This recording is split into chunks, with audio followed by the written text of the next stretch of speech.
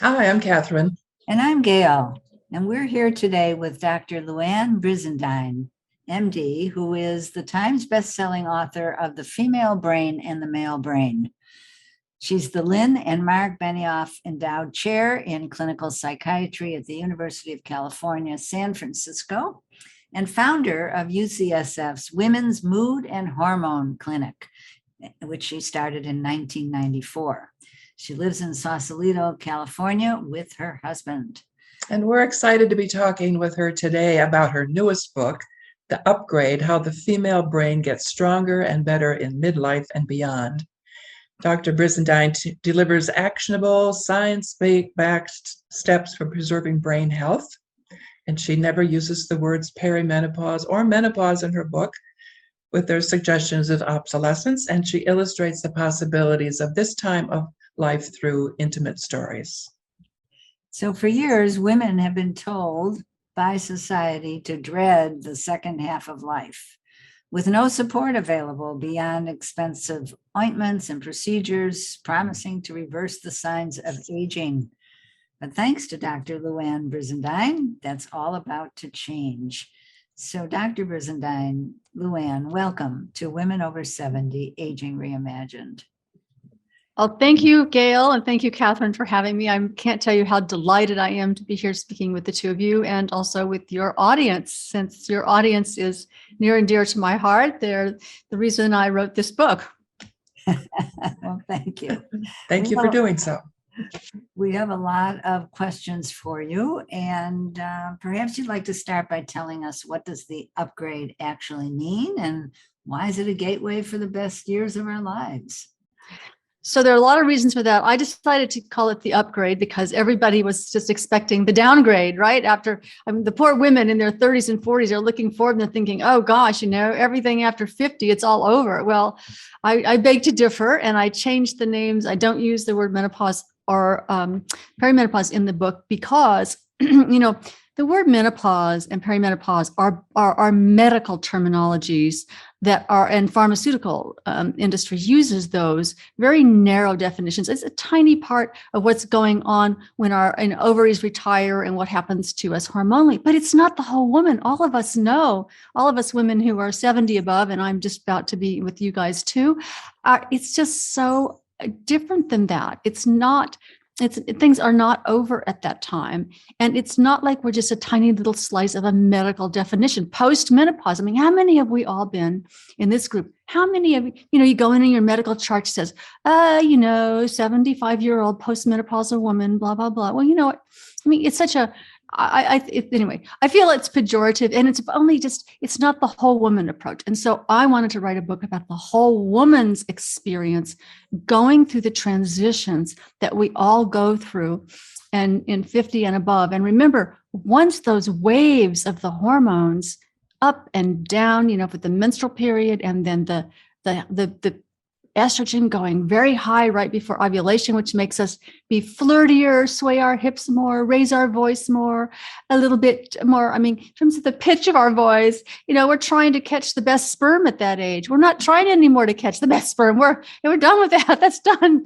And, and it helps, makes you into a people pleaser. You don't want to cause conflict. You kind of quiet your strong voice into a kind of a more pleasing, less confrontative voice, all the things that we do and dress sexier, but the waves of hormones that are actually, we don't realize that biology is destiny unless we recognize what it's doing to us. And those hormones push our behavior, and in ways that it's under the hood. We don't even know, ladies, it's doing it. And then once we're released from that, we have the upgrade. We're not having the brain circuits. See, the brain circuits, I guess the point I'm trying to make about it is the brain circuits are changing every week of the month during the menstrual cycle years. And then the cool thing is that after we go through the transition into the upgrade, we're not having those waves of hormones build up circuits in our brain and tear them down. We have much more stability. It's just more constant every single day of our lives. And we don't have to go through that change in our brain circuitry every single month. And voila, here we are. a better brain, an upgraded brain. That's so long. That's a long-winded way to tell you, Gail, what the reason I called it the upgrade. Okay. So, Catherine, you had a question? well, I do. So I don't remember exactly where in your book, but you talk about the cells that are, oh my gosh, where's my note? It was really important.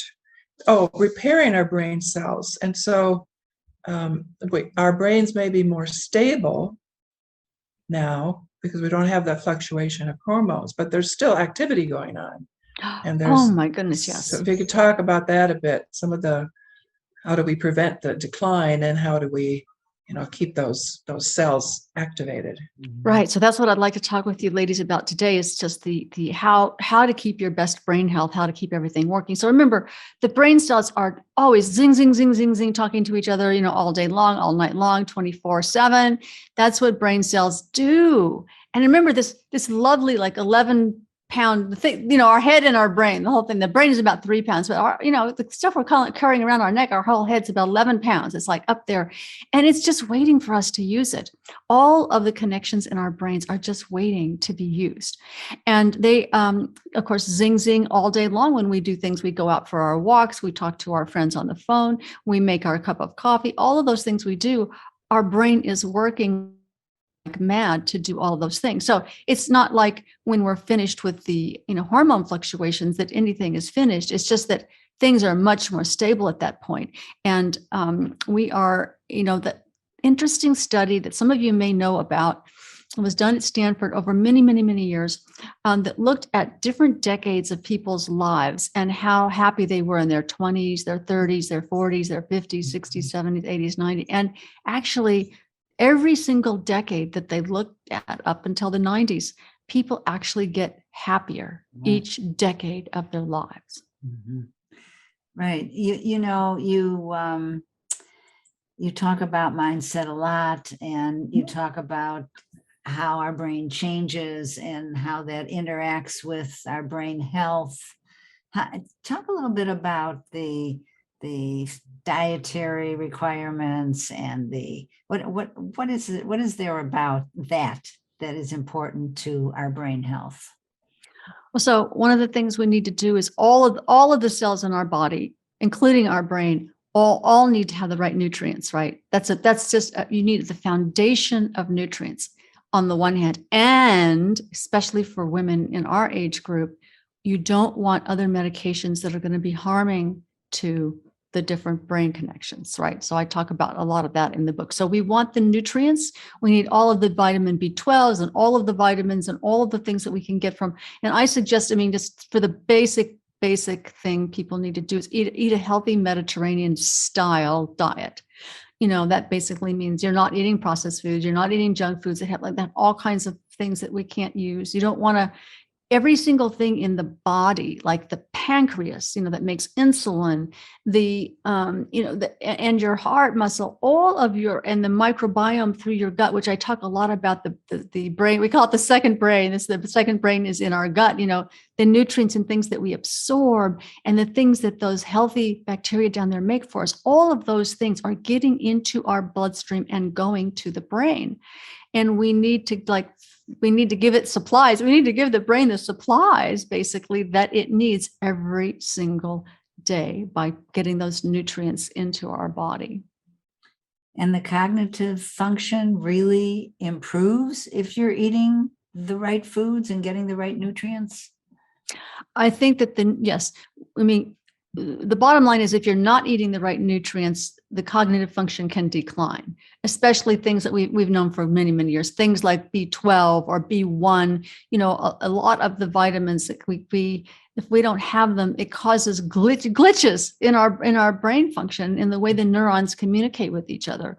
And so, we definitely do not want that. And we don't want certain medications, and I talk about this in the book, particularly in chapter 14, about medications that can harm our cognition. And I think people don't realize that over-the-counter medicines are also things that can, either hurt or harm your brain. But the the medicines that are what we call in the category of anticholinergic medications, things like the trade names like Benadryl, right, or antihistamines, they actually they make people can become what I call medication cognitively impaired.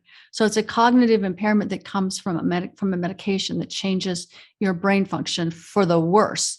So I like to take people off as many of those as we can get people off of. I mean, if you have an occasional allergy or something and you need to take something for your allergies, a few days, I'm not worried about that. I mean, that may make you a little fuzzy brain, may give you a little brain glitches, but it's the chronic use of various medications that I want to have women know about and know the list to look at of the do takes and don't takes for your best brain health.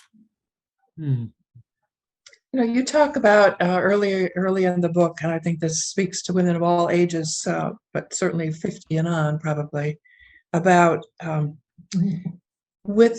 in this upgrade, we have more freedom, we have renewed purpose, we have clearer focus. And can you say a little bit about that, and then also how you see that connecting with self-care?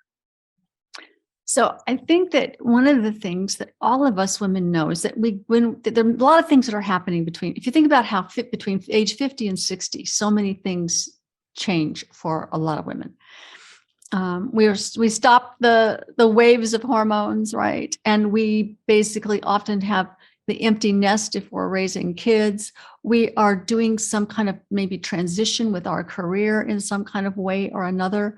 Maybe our marriages or our family life or something within that network is shifting in some kind of way.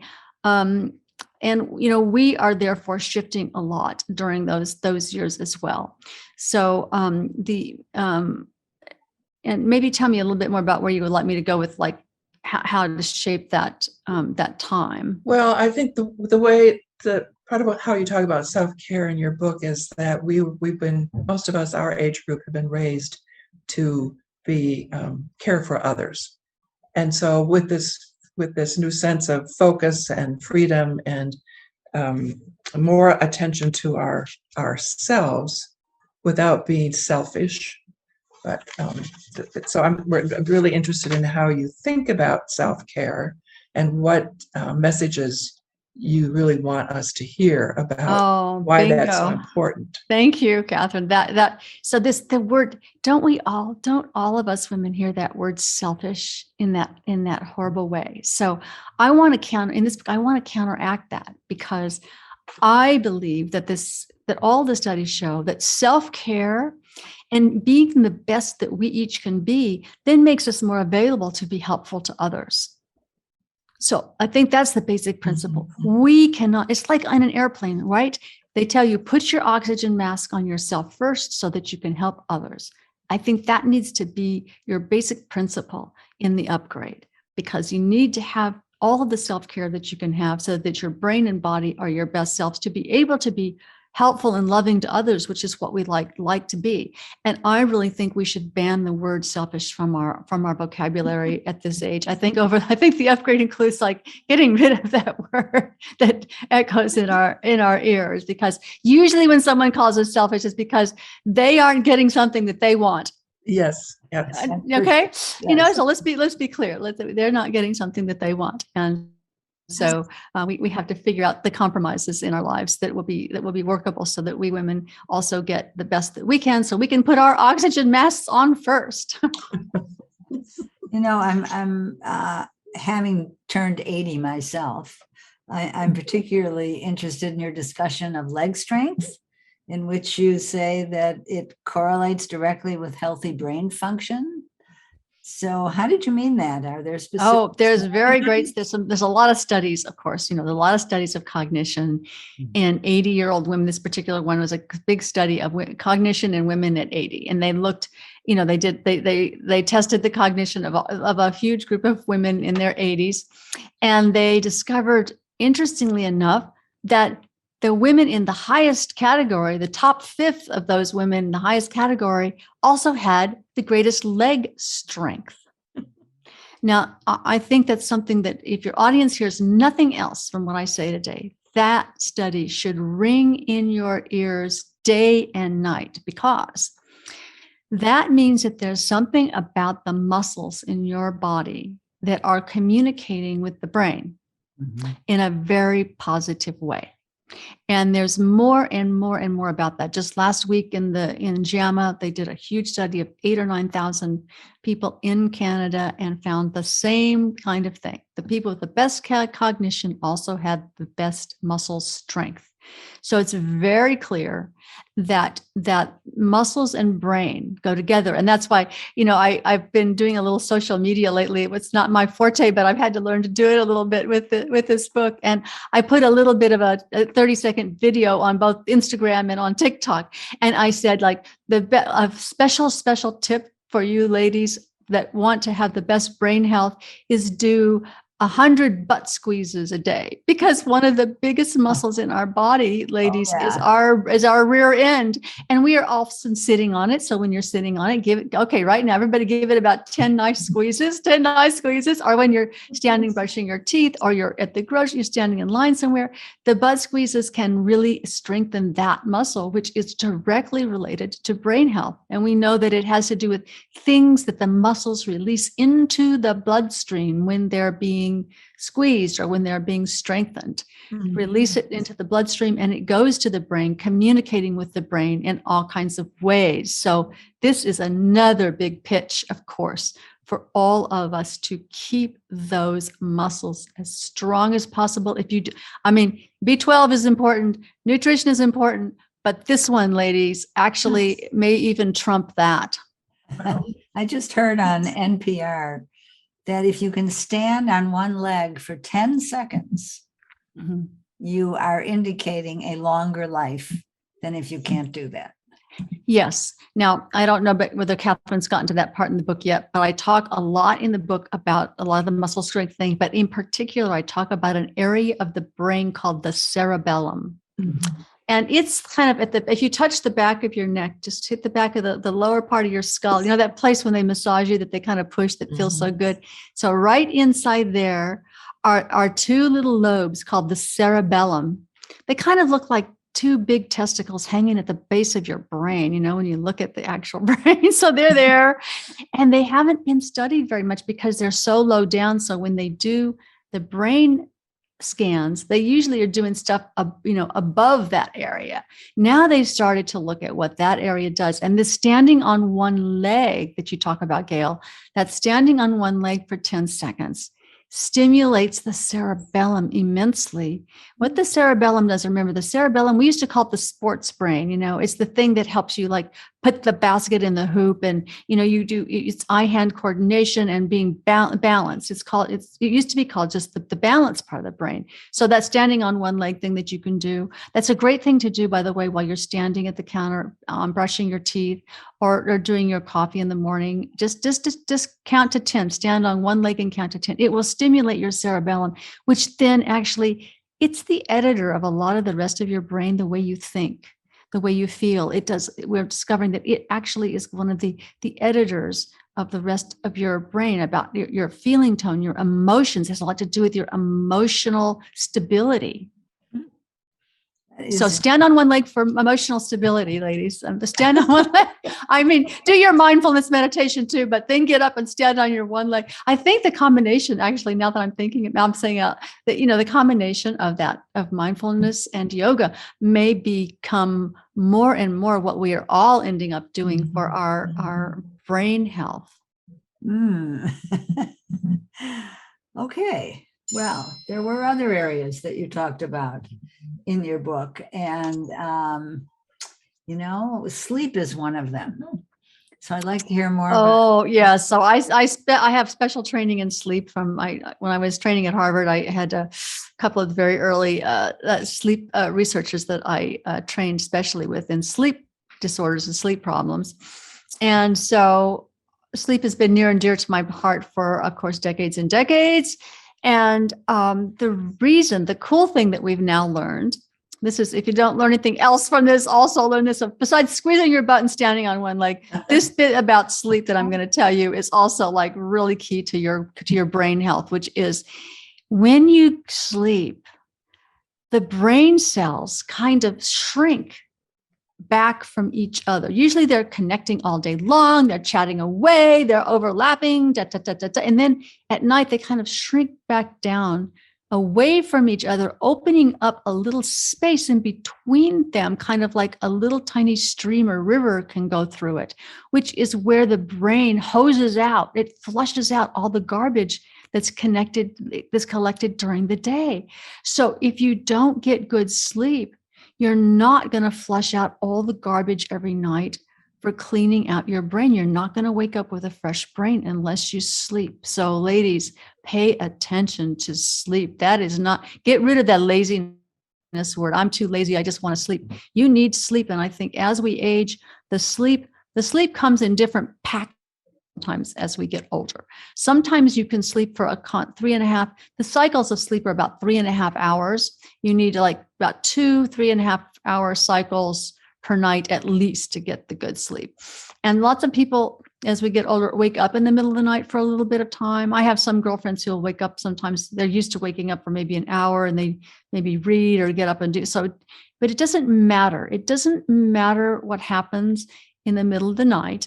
You just have to like get yourself ready to then go back down to sleep for another 3.5 or 4 hours. I mean, even if you're up at 7 o'clock in the morning for whatever reason, and you didn't get a good night's sleep, find a way to get yourself a 2-hour nap or something during the day. I mean, you're not supposed to nap regularly, but for those days where you just didn't get the right amount and you get up and oh my God, this is not going to be a good day because I didn't get enough restful sleep. Just know the garbage didn't all get flushed out of your brain, and you need to go back down for a few hours to let the garbage collectors in Paris, how they hose down the streets in the morning with those little green machines. You need to let the little guys that go hose down your brain go back to work for a couple of hours. So sleep is the queen. Sleep is the queen in our brain, especially as we get older. So we really need to value our sleep as much as we value being awake. Indeed, yes. We don't have to feel well, we certainly weren't raised that way. I wasn't. No, me either. It's like, if you're asleep, especially remember the teenage years, and your sleep cycle changes hugely in your teenager. You go to bed later and you sleep in later, which is just the natural way that what's called the circadian rhythm changes in their brains because of the hormones at that time. And it takes at least about 5 to 10 years for it to go back to what we think of as the normal adult pattern. So anyway, don't make those teenagers get out of bed too soon or else they'll be very cranky. My daughter went to an alternative high school and they didn't start till 10 o'clock. Bravo. That's how it should be. For teens, the teen brain school should not start before 10. You talked a little bit in your book about an experience that you had when you got so sick, I believe, and you talked with all these doctors and you didn't feel heard, and it really informed how you wanted to move on in your own medical career. And you want to tell us a little bit about that? Yeah, it was because I was young too, I was maybe about like 24, 25, and I'd been doing graduate work at UCL, University College London in London. So I was, I'd been a Yale medical student. I took a year special fellowship to finish my dissertation in London. And so I was there, and I'd been traveling with some of my girlfriends. One of my girlfriends and I went down the Nile together and stuff during the spring break that year. And so all the doctors thought that maybe I'd gotten some African disease, so I got tested for African disease, all kinds of diseases, because I got very, very, very sick, very, very tired, I just, nothing was working right. I'd never been sick quite like that before. And I had every test run. And then they started, when you don't respond like they want you to respond, then they send in the psychiatrist, right? Then they say, okay, well, maybe it's all in your head, right? It's all in your head, or maybe it's psychological. So they would send in the psychologist to talk to me to see if I still had my sense of humor or something, whatever they did. So I just learned how the medical profession treats you when they can't figure out just what it is. You're making them feel impotent. and that they can't do something for you, and you're frustrating them. And rather than they're feeling some compassion for you and saying, you know, I'm sorry, we don't really know exactly what it is, and being honest with you about it, they throw more and more tests at you, right? And they don't listen to you. And so I really learned firsthand what it's like to be a patient that is where they're working you up. And I felt to myself even that says, well, I mean, I don't care if it's cancer or something. I just hope they find something to tell me what it is. So I was quite, I was in that state of like, I had nobody, how to tell your family, how to tell the dean of my medical school didn't want to give me any time off because I didn't have a diagnosis. So I really learned what a burden it is for the poor patient. And it definitely informed me for the rest of my career to be very devoted to listening to the patient, whatever it is. And if I don't know, I can continue to help them find some other doctors that maybe know more. And it really helped me not have a big ego as a doctor. Do you know what I mean? Because I felt like there's no ego involved when you're trying to help another person. You're trying to help them get better. You're not trying to prove how smart you are. Mm-hmm. Yeah. And part of that also then must be that you're also probably helping your patients learn to listen to their bodies, because you talk about that in the book as well. And so how does that, can you say more about that, about the importance of us being able to listen to our bodies? Yeah, I think that we're taught, I think we don't listen enough to ourselves as women. We don't listen enough to our own intuition, and we don't listen enough to our own bodies. And we may be running off to the doctor to have the doctor tell us. And, I know there's of course, there's huge numbers of women. When I started in medical school, I know that, my husband's also a doctor, but he trained in a different generation. And there were only like about 6 women in his medical school at Columbia in New York. And by the time I was in medical school, there were about 25% women. So it's not like it is now today. It's like it's at least half. Right. And I think it's the feminization of medicine in my mind has been a really good thing. Have more people who listen, I have a lot of women doctor friends who do not listen very well to their patients. And I've been to a lot of women doctors who, they just want to show you how smart they are. It's a kind of it's a cultural thing in the medical profession that they need to take a little bit of a look at themselves. But to answer your question, it's, we're not taught as women to listen to our bodies. We're taught maybe to take a pill to take something away, or which is not a bad thing at all. But I think that to take a pill to take something away is our go-to in this culture, right? Just quickly take it away. Now, I'm not suggesting people should suffer. I can remember having really bad menstrual cramps when I was a teenager. And in those days, all there was aspirin. Remember, you take so much aspirin that your ears would ring. Do you ladies remember taking so much aspirin, your ears would ring? And that was the days before even Motrin came out. There was nothing like Advil. There was nothing over the counter. So, it was, and I'm not suggesting that women should suffer in that kind of way. Now we have very good things. But I think that working with the reason to listen to your body, the reason to listen to your body is that working with your body, listening to the signals from your own body will inform you of how to help your body heal itself. And, healing your body, letting your body heal itself. The body will heal itself. The body is built in many ways to heal itself.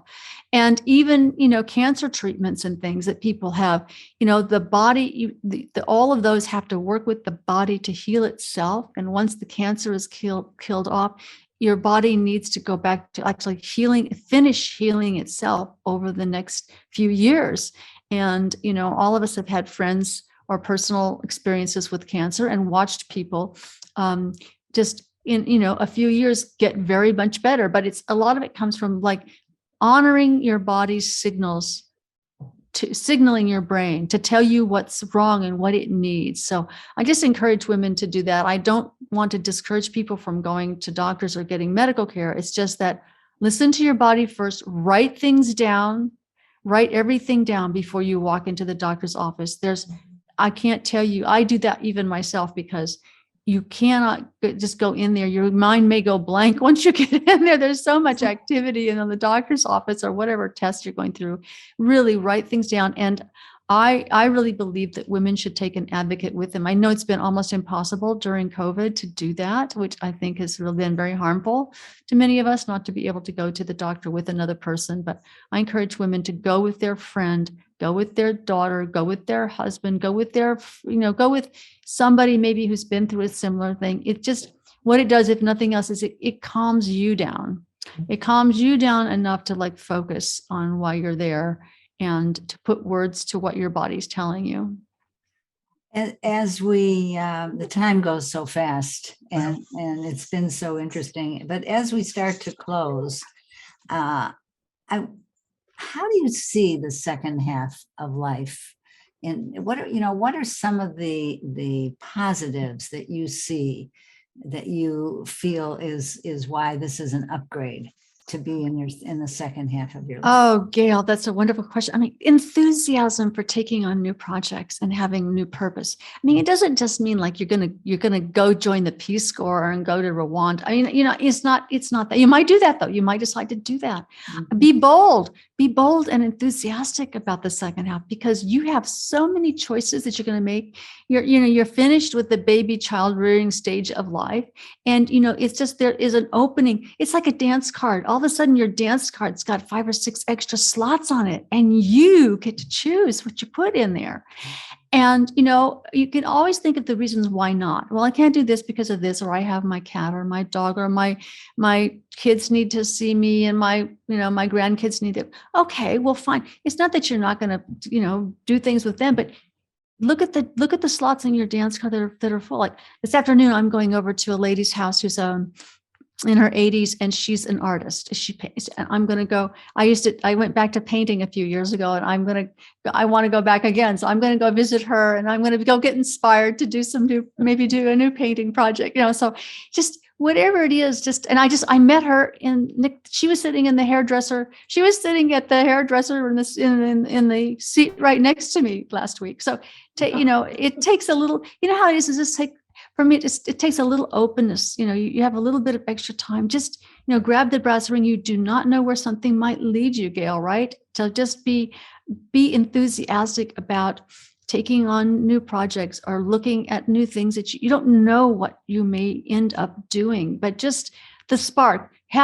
Maintain the spark. I maintain the spark inside myself as if I was 16 years old. Mm-hmm. I learned to do that in a meditation class. You maintain that spark inside your heart as if you were 60, and that you would be out there, exploring the world and just taking on some new ideas, taking in some new people. New ideas usually come with new people. And how we get kind of just stuck in our stodgy ways with the same old people all the time.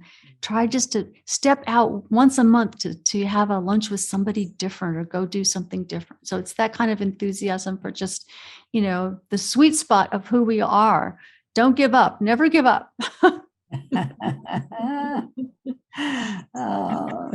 Catherine, did you have? I was just thinking about it. Another way of appreciating. We get to do that every week. Gail and I do, because we're meeting new, some of our friends, but also new people like yourself. And it's just, it does keep that spark alive and make us want more and branching out. So thank you so much. Oh, it's so much my pleasure. I just love talking to you ladies, and I love talking to your audience as well. You guys are in the sweet spot of why I wrote this book with you and your audience. So thank you for having me. I really deeply appreciate it. Oh, you're very welcome. And before we leave, tell us where we can get your book, and tell us the name again. The Upgrade: How the Female Brain Remakes Itself for the Better in the Second Half of Life, or gets stronger and better in the second half of life. And, you can get it off of Amazon. I like to use, if anybody can, just get it, order it and get it from your local independent bookstore, of course. It's also in audiobook. It's in Kindle. It's in like all other, digital forms. So if you want it right away, you could just get the Kindle edition, or a lot of us these days. Oh, there it is. Yes. It's a beautiful turquoise. It's bright. It's beautiful turquoise with the upgrade, with that nice arrow up there showing, how it goes. And, you can also jump around in the book. give yourself permission to look at the table of contents and jump around for what suits you. The ladies who are going to go, or your daughters or whoever are going through the perimenopause time in the menopause, those are chapters 2, 3, and 4. And then if you want to jump right into the meat of some of the other things, you can just jump into like 5, 6, 7 and go right for what the good stuff to keep your brain, for nutrition and exercise, all these things to keep your brain healthy and ready to seize every opportunity you have with enthusiasm. On